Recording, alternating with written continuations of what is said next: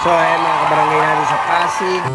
Eto, dumating na po uli yung mga ipaparapol ni Ate Sara at Kuya Curly na pangkabuhayan. Diba? Kita nyo naman, ayan po. Kaya this. Diba? Ayan.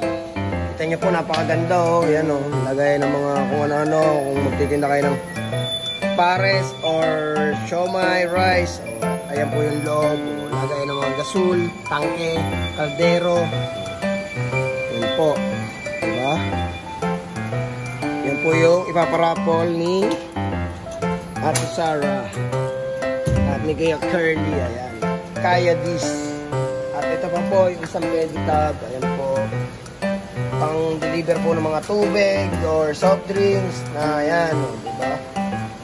At hindi lang po yan. Meron pa pong isa doon yung nauna. Na ayan po. Siomai rice. Ayan.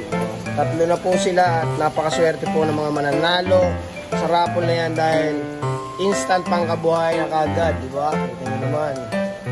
Yan po yun. So, kung ba gusto mo mag-deliver ng mga soft drinks, tubig, or panggulay, kahit ano, pwede mo ikarga dyan sa pedicab na yan. Siyempre, dito sa pang siomai, pang pares, or kahit ano na pwede mong itinda, eh ayan po. Diba? Meron na po kayong pedicab na pangkabuhayan.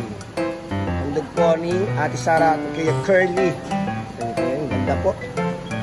Talaga makapag-negosyo ka pagka meron ka niyan, diba?